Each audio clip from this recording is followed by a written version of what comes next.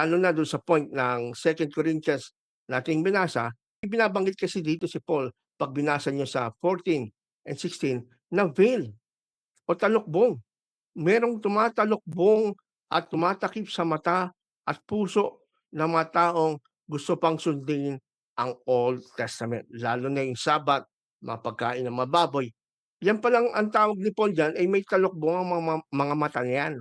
Sa tuwing binabasa nila ang Old Covenant, merong takip na nakatakip sa kanilang mga mata.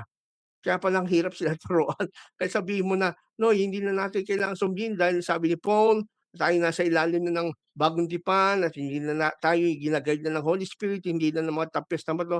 Ay, nakikipaglaban pa rin, nilalabanan pa rin tayo, hindi natin sila masisi. Kasi sabi naman ni Paul, kasi merong talokbong na nakatakip sa kanilang mata. Ang sabi ni Paul, kaya kapag binabasa ng mga tao ang Old Testament na sinulat ni Moses na nang hindi naintindihan ang New Covenant na ino-offer sa atin ng Panginoong Hesus, meron talagang veil na sa takip sa mata at puso nila. Nakakalungkot. Hindi lang mata po ang nabubulag, ultimo ang puso.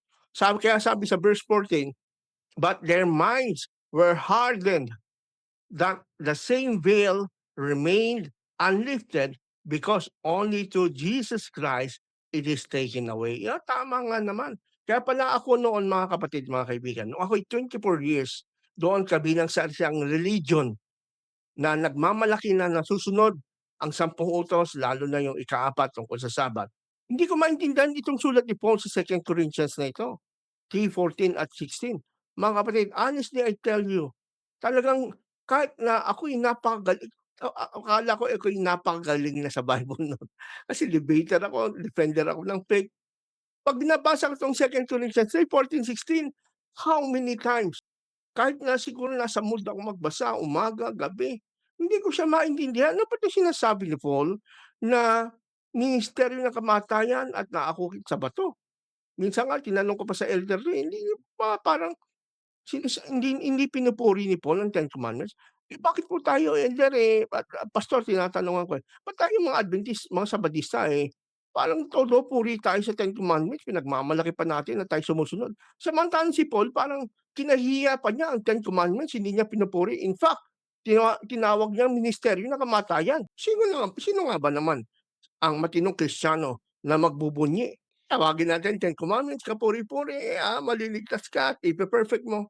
Ang tawag ni Paul diyan ministry of death, ministeryo ng kamatayan. Paano ipapangaral mo yung Ten Commandments para ikaw, maligtas, maging righteous sa harap ng Diyos, samantalang sinabi naman mismo ng apostol na sinugo ng Panginoong Jesus para ipangaral ang ebanghelyo. Siya na mismo nagsabi, ministeryo ng kamatayan tapos ipapangaral mo sa tao? Eh, di parang gusto mo ring mamatay, hindi lang ikaw pati yung mga pinapangaralan mo. Napaka-selfish mo. Hindi ka nagdadala ng mabuting balita sa iyong kapwa. Kasi nga ang Ten Commandments is not a good news. So, it is not considered good news of salvation, no? Tinawag ni Paul ang Ten Commandments na ministry of death kasi nga nagde-demand ang Ten Commandments ng righteousness, na perfect righteousness. You have to keep the Ten Commandments from since the time of your birth hanggang time of your death. Pero ano po ang nangyari? Wala naman pong nagbibigay ng power sa sino man para mag-obey tayo. Utos lang ng utos, "Huwag ganito, huwag ganyan, gawin mo 'to." Pero hindi naman tayo binabago nito. Kaya pala tinawag ni Paul na ministry of death. Ang Ten Commandments nakaubit sa bato. Ganyan din ang buhay ko noon ako'y hindi pa Kristiyanong born again. Sinusunod ko 10 utos pero ano, mangangalon nga ako, ha, manloloko, mandaraya. Oh, pero siyempre ang problema, alam niyan ng mga kaibigan natin do'n, kaya lang hindi na sasabihin habang nandun ka sa loob. Kanilang ibubulgar na lang 'yan 'pag lumabas ka sa kanila, diyan ka na nasisiraan. Pero hindi ba nila naisip na habang nandun tayo sa loob ng kanilang religion ay nagiging masamang tao ka? Kasi hindi mo ma-perfect ang Ten Commandments, 'yan ang problema. Si Jesus Christ lang po ang magtatanggal ng belo. Jesus Christ is the key that removes the veil, sabi ni Paul.